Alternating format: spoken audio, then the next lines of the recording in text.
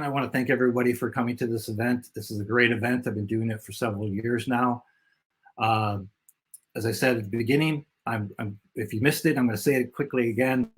I'm gearing this presentation toward entrepreneurs who may be working in software for the very first time, but also for developers who are working with entrepreneurs, so you can create that one team atmosphere of trying to create a great experience. And so sometimes I'll be talking how the entrepreneur can approach it, or how the developer can approach it, or actually anyone on the team. There's tips in here for anybody working on the team. So one thing you may be wondering is, who is this Chip guy? Yes, I've developed a set of skills over the years. What does that career look like? I've been in the tech industry 33 years. 21 of those years are in the video game industry. I'm proud to say that I am from Minnesota. I left long time ago in '88, went to Apple, and worked around the country at many tech organizations. But I'm happy to be home. I was in video games for 21 of those years, but then I also got into AR, VR, and I've been with Modern Logic now for a year and a half. I've shipped over 100 titles. I manage teams as big as 100, small as 2. These teams have been local, virtual, through multiple time zones. My record is 10 projects at once, and in 3 different time zones. I do not want to break that record again. To give you a little look at some of the titles I've worked on, this is not to show, oh, I'm cool or anything. It's really just showing that I've had a lot of time to do learning experiences, and I want to share those learning experiences with you. I joke that I can be on a project now and now if it's in trouble. And I know you probably want to talk about, Barbie Horse Adventure and the making of it, but I think we want to really move on to what we're talking about. So first one, unclear terminology. So Andy Raw, one of our actual principal developers and partners at Modern Logic, gave a great speech yesterday, a presentation, I should say, on common vocabulary for developers and entrepreneurs. It dovetails very nicely into this very first clue I have. If you haven't seen it, it should be recorded. I strongly suggest that you take a look at it, because there's so much terminology on the software. Software is hard, and they use a lot of terminology. But also, as an entrepreneur, you're going to have terms that you use to describe your product, how you want people to interact with it. You may have names that you call certain things. You need to share those. You need to share that terminology together. Everyone needs to have the same definition on the team. If you don't, you're going to run into problems. The first one always, especially if you're a startup and you're trying to get your first product out there, is the MVP. And, is that the most valuable player? No. In software, it's described as the minimum viable product. That's the minimum viable set of features you need to get the product out that will answer the questions that you want to be answered. Is this product viable? Are people going to use it? Are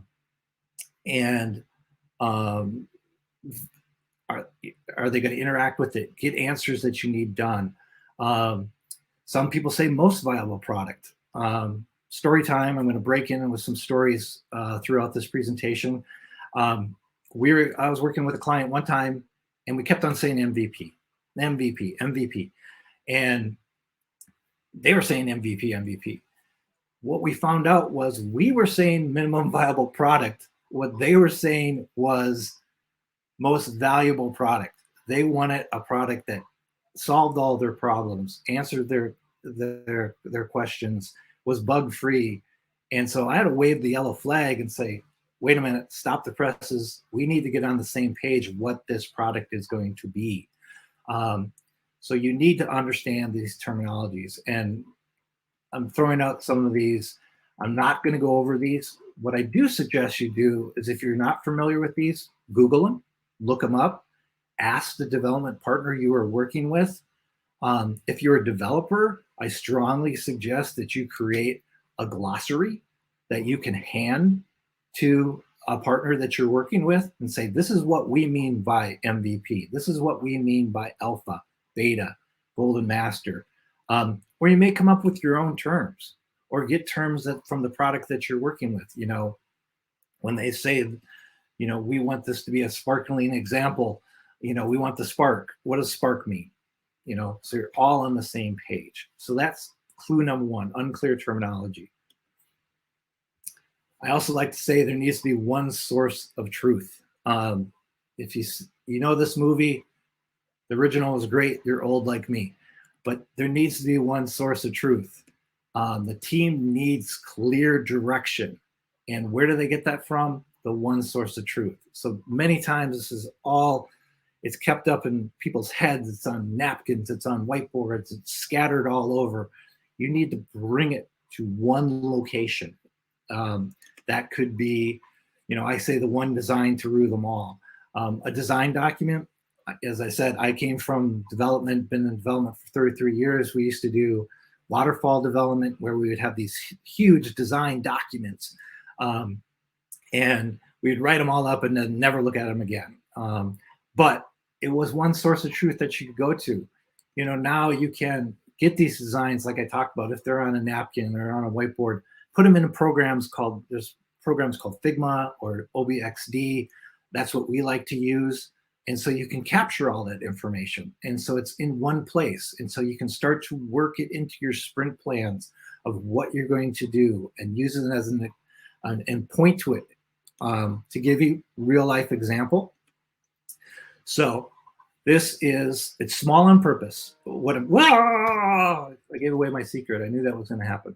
But what you see here is, I'm going to be using this metaphor a lot during this presentation. It's a roadmap. Trying to get from starting your project to the end is like a road trip, and you need a map, and everyone needs to be understanding where you're going on that map. So if you look at this kind of looks like a map. This is every single screen in this application. And you can drill down over here and look at it and make sure that this is what the app will look like. This is what the text is going to say. This is what the icon is going to be. This is what's going to happen when you click on it. And so we take these things and break them up and actually put them into what we could, the design is everyone can see it, but also we work it into the task. So when you're building this task, so if I'm working on vehicle damage, for example, it's actually in the task in Jira that the developer, the designer, the artist, they all see the same thing. So they know exactly what to build. So that is our roadmap. That is our one source of truth that we are using to get through this project and make sure that we're designing it and developing it right. And we're all in agreement. So, hello, darkness, my old friend. So, I've come to talk sad Keanu. The sound of silence is one of the scariest things for an entrepreneur, for a project manager, or anybody working on a project. If you're not seeing emails, if you're not seeing Slack messages, if you're not talking at all, it gets really scary because you don't know what's going on. We used to refer to it as going dark. My developer has gone dark. My client has gone dark. I don't know what to do. You need to over communicate. When I was very early in my career, I had an excellent manager who came from EA Sports. And he told me, Chip, you need to be the town crier. And I said, you know, what does that mean? And he goes, you need to be saying 12 o'clock, everything's well, 5 o'clock, everything's well, or 1 o'clock, things are not well. This, you know, we need to work on this item. I need to identify this information. So you need to over communicate of what is happening. And I also learned through this that everyone should be a town crier. And I'm not saying that everyone, you know, should be screaming and yelling and complaining. No, this is saying, this is what I'm working on, or this is what I'm concerned about. Because it's a shared project. Everybody is working on it. You should try to over communicate.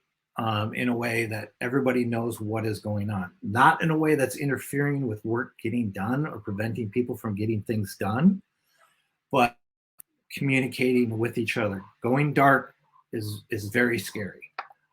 So if you hear that sound, the silence, it ringing in your head, send an email, send a text, send a Slack message. How are things going? What's going on? Because this will be a killer if no one is communicating. And this is something I've said I've learned that communication is the key to a successful relationship between the developer and the partner, also in life with the people in your life, but also shipping a product. So if you're communicating well, it's going to help your product ship. Okay. Related to that is unanswered questions. I'm going to use that metaphor again of a trip. So not making a decision is still making a decision. So it's going to delay your ability to move forward if you have a string of questions that are unanswered. They're going to build up. They're going to build up, and in the long run, it's going to haunt you your whole project. You want to think of these as roadblocks. These are things in the way that are preventing you from traveling down that road. So you want to clear these roadblocks once again. So story time. I was put on a project. I was working for a game publisher that won't be named. And I was working as a developer, and the project was in trouble. They asked me to step in to be part of it, to help out. The developer wasn't happy. The publisher wasn't happy. The developer was behind. So I flew down there. They weren't happy with me being there. Maybe it was because I started to get a reputation as an axeman. Maybe. But instead of going down there and, kicking ass and screaming and yelling, the first thing I said is, how can I help? And the manager on the developer side handed me a list. Said, Chip, this list of questions has been unanswered for 6 months. I looked at it. I also saw there was questions we had that have not been answered either. I said, okay, it took me a week to get through those questions. But what happened was I got through those questions, and then I saw that they started to answer the questions that we needed to be answered, and things started to clear up. Those roadblocks started to get moved out of the way, and our team started to move forward. Trust was built up between both sides. They saw that I was trying to help the project, not kill it, or not just sit there and yell. So answering these questions are very, very helpful to moving forward. You need to work these issues out as soon as possible. You don't want them to build up. And to do that, set deadlines for these decisions. Say they have to be done by, I need an answer by this date, or we're not moving forward. And that could be on both sides, the developer or the entrepreneur who's working on the project. And you need to set consequences. It's that important. You have to set consequences to get these things answered. And some of those consequences can be very, very tough, such as a developer could say, pencils down, we can't move forward until you answer these questions. And if you're waiting for your developer to answer your questions, you may have to say, I'm sorry, I'm not going to make a milestone payment until I get these questions answered. It's that important that you need to get these things worked out. But if you're working together, once again, communicating, working together as a team, you can get through this. You can get these questions answered, but do not let them sit around. Not completing sprints. Once again, related to the stuff that we're talking about. So raise a thumbs. Does people know what I mean when I say sprint and what a sprint is? I know I'm jumping ahead a little bit in the chat. Yeah, Dustin, I know you do. Okay, good. If you don't, and you're scared, a sprint is in Agile. It's you're breaking down your project into sprints, and usually they're 2 weeks sprints. That's what we do, and you're checking things off. It's time box to get things done in these sprints, and it's not a to-do list. I've seen so many projects in a way that people treat a sprint like a to-do list. It's a get done list. You need to get these items done within your time box sprint. So you need to move forward. If you're not, you're going to be running into problems. So if you're noticing that your sprints are not getting completed, what I like to say is stop, huddle up, and figure out why they're not getting done. And usually that goes back to sprint planning. And look at how you're doing your sprint planning. Um, you should try to plan out as many sprints as you can, but being agile, you want to be able to make changes as you can with these sprints. But in the beginning, you can plan out a lot of these sprints because you're trying to get the big things done at the beginning and need to set up the project. But if you're noticing, so what happens, and this is for the entrepreneurs that are working with a project, you may be going, wow, things are really slow at the beginning. That's going to happen. As software takes time. I like to always say that it takes time for the cake to bake. And it's going to start out slow and you're going to get faster and faster. That's called gaining velocity. And you're going to understand as you start working through these sprints, how fast your team can go. But if you start running into issues of not completing these tasks, you need to ask the team what's going on. So when you're planning the sprints, say, is this sprint too big? Sprints sometimes use story points, or they use t-shirt sizes, like this is a small task, a medium task, a large task, or this will take me 2 hours, 3 hours, 8 hours. Once again, you need to work on your communication of how you're going to describe this. But you can get to a point where you can understand how many tasks you can get done in a sprint. Excuse me. Need caffeine and running so you can hear me clearly as well.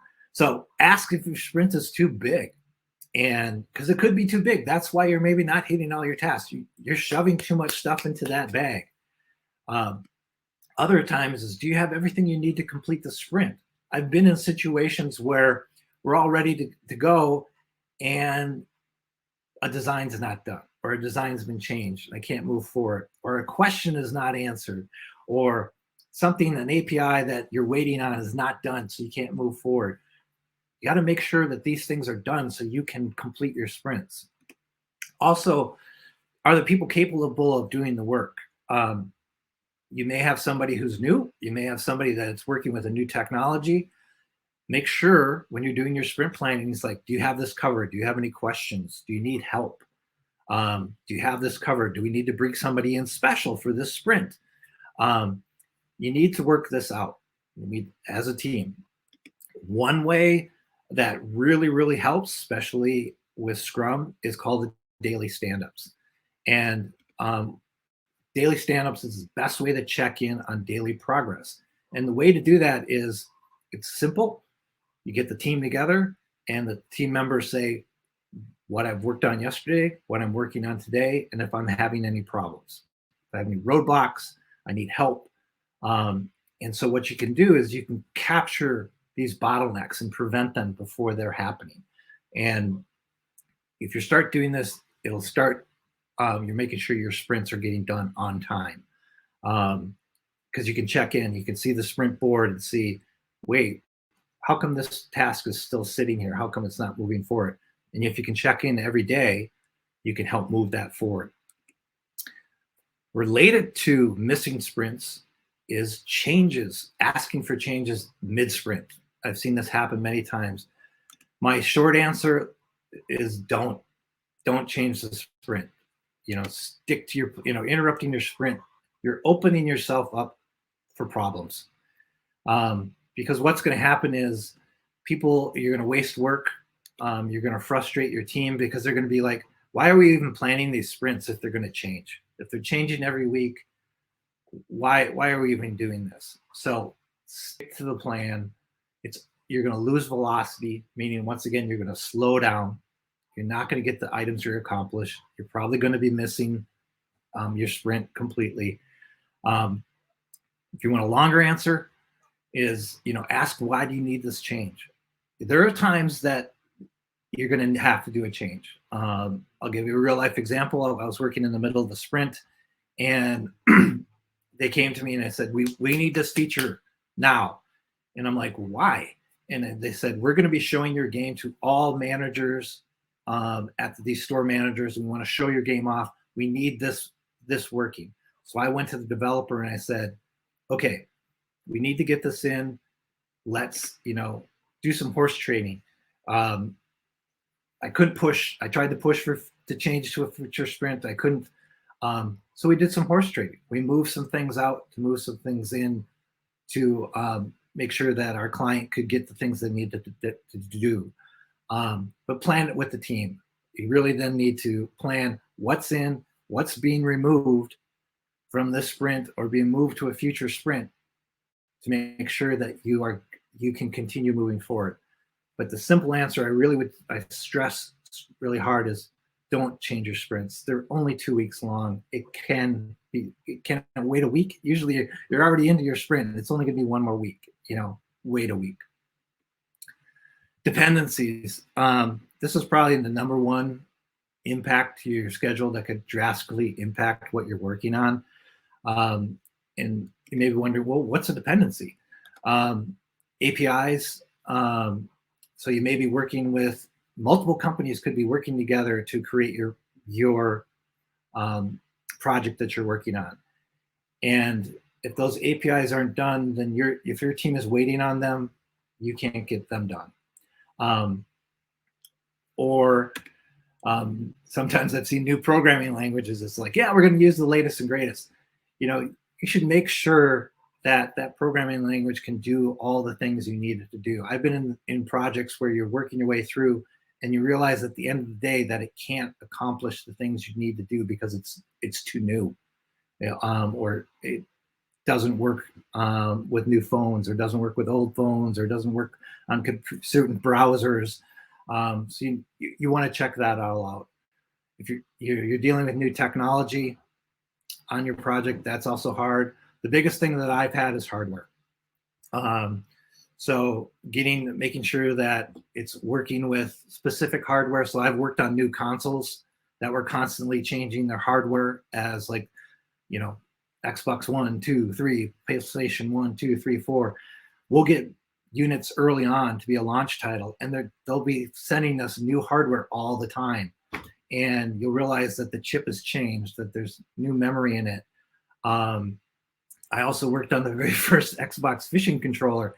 So we're trying to build this game, but we're also have this piece of hardware that the game has to work with, which is constantly changing. So what you want to do is you need to monitor the progress of all these dependencies.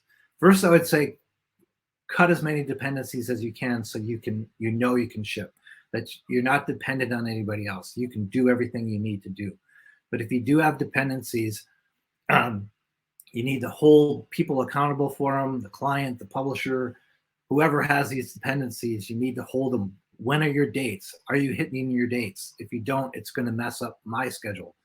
So I like to use a tracking sheet to visibly show the status of these dependencies. I also use it for a little public shaming at times, and that never hurt anyone. You need it to protect yourself. Call it out in your status reports, call it out in your meetings early on that, hey, we're still waiting on this. When is this going to get done? This is going to impact our sprint if we don't get this by this date, so we can start this sprint. Here's a quick example of a tracking sheet that I've used before. I've changed it so it's not a real product. But what I used to do is print these out and put these outside my office.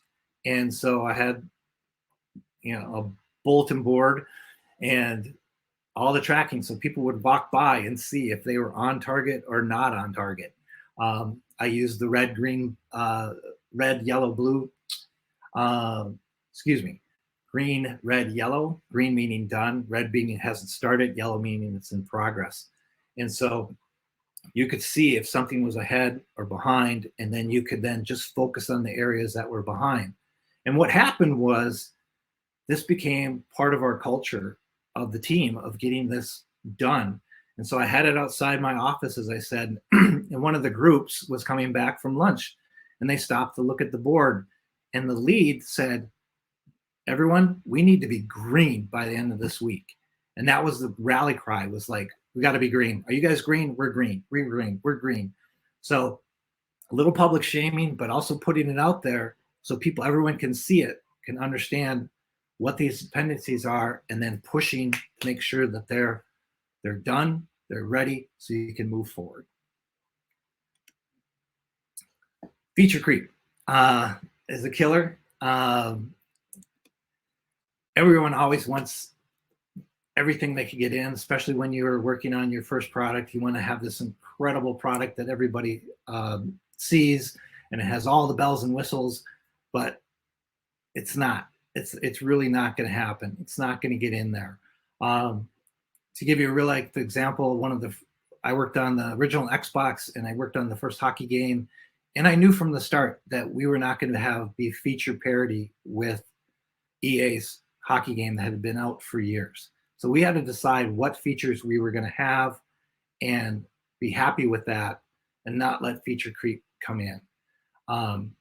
So you need to monitor your feature creep of what's coming in. If people are asking feature creep, this goes back to the other clues I talked about before. So, you're going to get a feature creep. That's usually when someone's asking for a change in mid-sprint.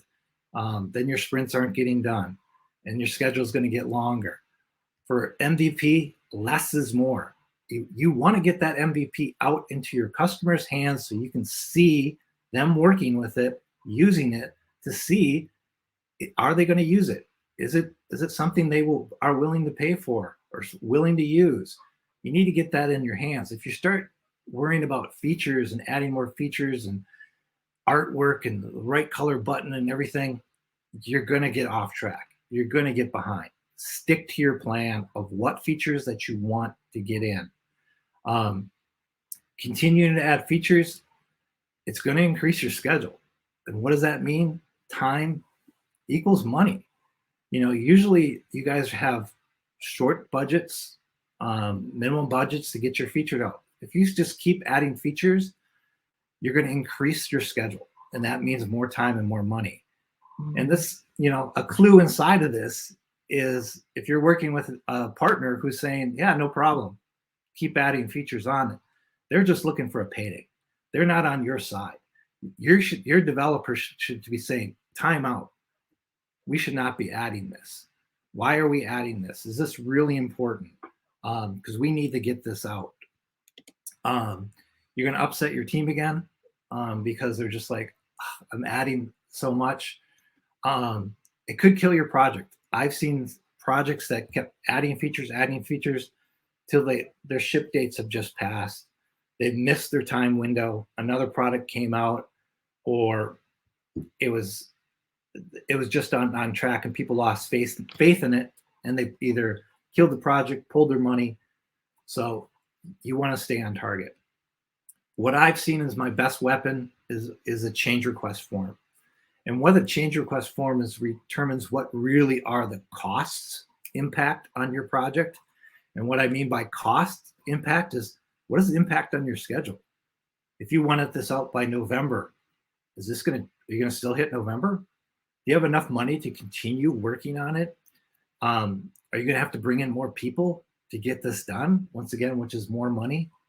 So feature creep, bad. Stick to your plan. We live in, identify features that you're going to remove. Don't just settle for like, oh yeah, we're going to have a minute. It's like, okay, if you want that feature in, what are you taking out? And a lot of times when you work through this, you work through the change request form, you work together as a group and determine what those costs are. A lot of times those features don't get pushed in. They get moved out. So crunch.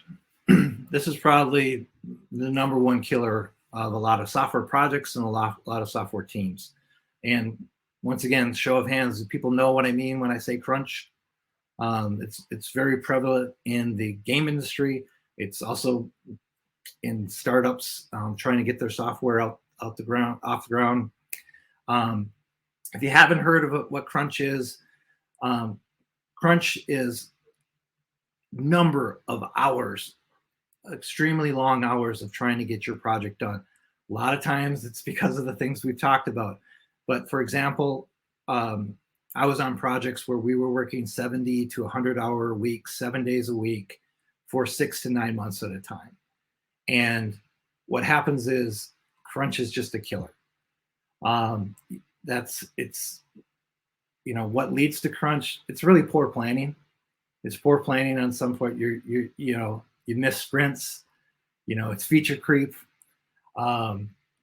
And what can it lead to? It can lead to burnout of your team. If you're just working all those long hours, you're going to make mistakes.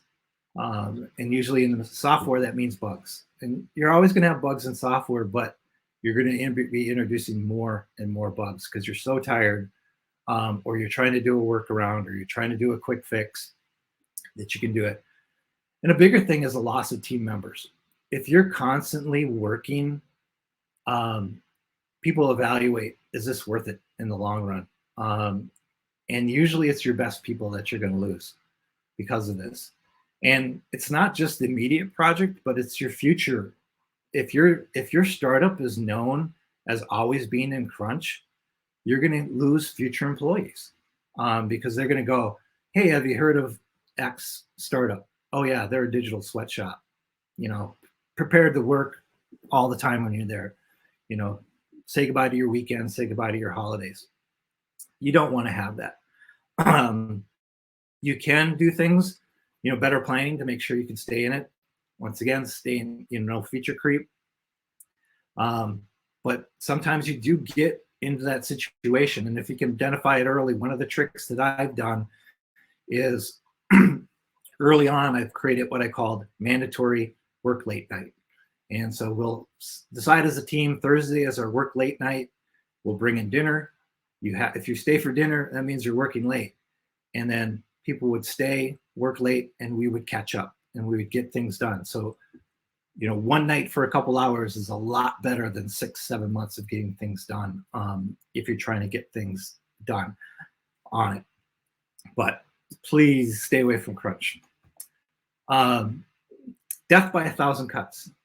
I learned something every day. I didn't know Taylor Swift had a song called Death by 1,000 Cuts.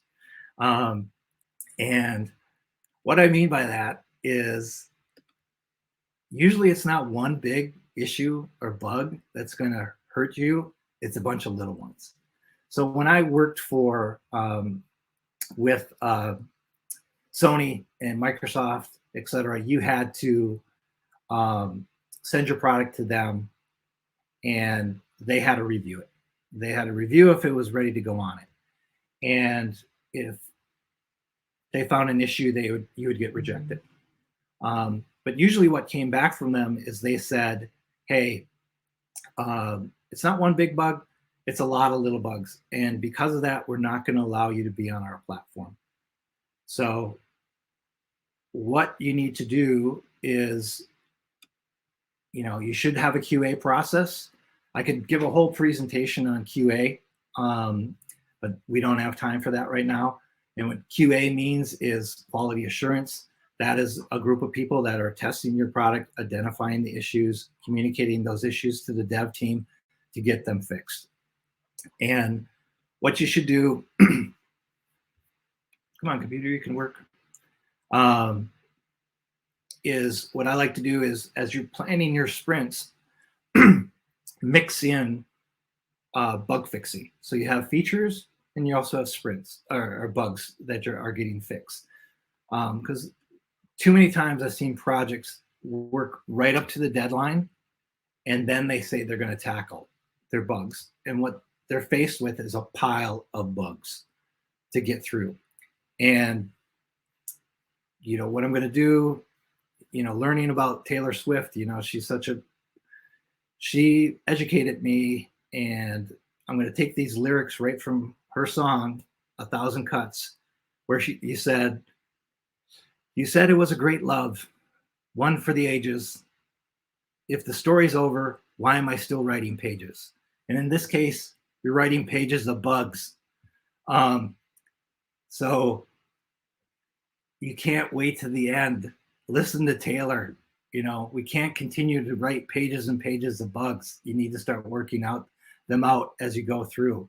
So for your last several sprints, focus on bugs and polish. Put this into your schedule. A lot of times, I mean, I'm throwing out a buzzword here, code freeze. What that really means is that, hey, by this date, we want all features done and we're going to freeze the code. And we're only going to work on bugs and we're only going to work on must fixes. And so what that means is you need to do triage. You work as a team as a triage to identify what those issues are, only work on the items that need to be fixed, get them fixed, because then you're going to be much more confident with the product that is going out. And we live in a completely different time now than when I started building software. So when I had software, it was on a CD or a DVD and it went out and that was it. Those bugs were there forever, or you had to get a patch. And in those days, patches were very hard to do. Sometimes they had to be mailed to people. There wasn't the internet that could bring them down. We now live in a time where your phone is constantly getting updated in the background and fixed and updated. So you can get into, once you get your MVP out there, you're not done. That's just the beginning. You can get into a regular update schedule. So you're starting to get those features that you wanted in, but also those bugs that you wanted to get in and get those fixed as well. So you're constantly improving your project. You're listening to your people and you're moving forward on that. Okay, last one. Picking the wrong partner. And what I'm saying, you don't have to go with the most expensive one. You don't have to go with the best one. You need to go with the partner that works for you, that is best for you. And so if you recognize some of the first 10 clues, maybe that could be the wrong partner. You can still turn it around. You can still fix it. But I really suggest, if you haven't picked a partner yet, is do your due diligence. And what I mean is ask them questions. Do they understand what you are trying to accomplish with your app, your startup app, your web page, your piece of software? Do they understand it? Are they bought in to what you're doing? Have they done similar work? Ask to see samples. Can I see similar work? We used to do this, in the game industry. We would look for other racing developers if we were building a racing game. We wouldn't just go with someone who never did a racing game. That's going to help our chances of building a successful racing game. What's their reputation? Are they completing their projects on time? Ask around. Ask for samples of work. Can you put one of your projects on my phone? Can I download something from the store? Can I see something else that you worked on? Ask to speak with their current or former clients. And how did it go? What worked? What didn't work? Because you really want to create that one team atmosphere. One thing I've also noticed, what is I call the bait and switch. And you'll see this a lot of times if you're working with offshore companies, is they may do a dog and pony show where they bring out their A team. And yeah, this is the team that worked on this app. This is the team that worked on this app. And you're like, wow, these guys are great. I'm going to work with them. And what you find out is they sell you the A team, but the C team does the work. So what you should do is when you create a contract is get team members in your contract. So you can say, the A team that you met, their names are in your contract. So they can't do the bait and switch on you. So that's, once again, a way of protecting yourself. And sometimes the wrong partner may be you. And you point a finger, you could be pointing a finger at somebody and saying, you didn't do this, you didn't do that. But remember, there's 3 fingers pointing back at you.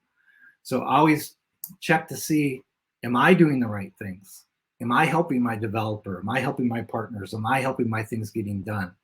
Or am I even helping my teammates? So sometimes you may not be ready to start software development if you don't have your ducks in a row or everything worked out. So, be prepared yourself then. Are you ready to go into this? Because you don't want to be the wrong partner. You want to be the right partner and find that partner that's going to make your dream come true. Bonus tip for you: building software is hard. Building a startup is extremely hard and extremely exciting at the same time. So you need to remember to breathe. You need to breathe. You'll get through this. You'll get through all the problems if you take a breath and talk and communicate. Or if you're working on a project and you run into a problem, breathe, ask for help. Once again, this is why communication is so important, but take time to breathe and you'll get through it. You can do this, get through it, but also take time. So I thank you very much. If you have, I'm going to open it up for questions now. I think I have time. I do have time. I have 15 minutes. I almost did it perfectly. If you're shy and you don't want to ask a question, send an email to me, chip@modernlogic.io. If you need help, talk to our sales group. We can help you out. We're also looking for top talent always. So if you're looking for jobs, go to jobs.modernlogic.io. See if there's anything out there right now. If you like the Modern Logic presentations, as I said, Andy gave his presentation yesterday. It's probably being recorded and will be out soon. I suggest you watch it. In a half hour, Ryan Peterson from Modern Logic is going to be doing a great presentation on the imposter syndrome, which is, with startups, you see it a lot of times. I think it's going to be something great to listen to once again, to get you charged up and ready to move on. So if you have any questions, please ask. I'm here, willing to help. So let's see. That means I need to click into the Q&A section to see if there's any questions. Loading. No questions. Any questions?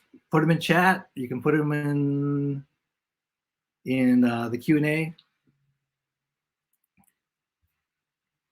Quiet group. This is always the tough thing with doing a virtual presentation. Don't be shy. Ask anything. Okay. Dustin asks, how do you know if you're a problem versus your dev team? That's a really good question. Why don't we go back to some of the clues? Are you always asking to change the sprint? Or do you have a list of questions that are unanswered that the developer is waiting for? Do you not have the designs done? Do you not have, maybe you're doing hardware, maybe you're doing a brand new watch, for example, or an app. Is your hardware not done? Are you always interrupting your dev team and getting done and asking questions and not allowing them to get their things done? I would go through and ask the questions that I went through and see, is it me? Could I be part of it?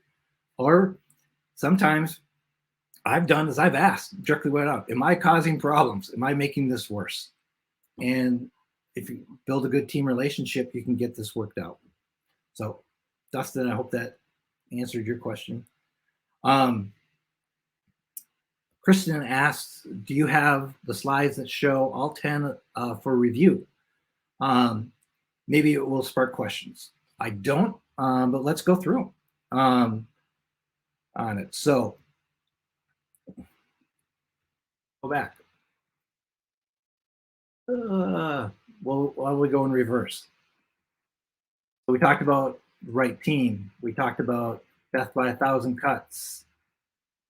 We talked about, of course, Taylor Swift, crunch time. How much are you planning things out well? Kristen, that was an excellent suggestion. And the next time I do that, I'm going to have if I do a presentation like this, I am going to have a wrap up of all the clues so we can go through them. Feature creep was number 8.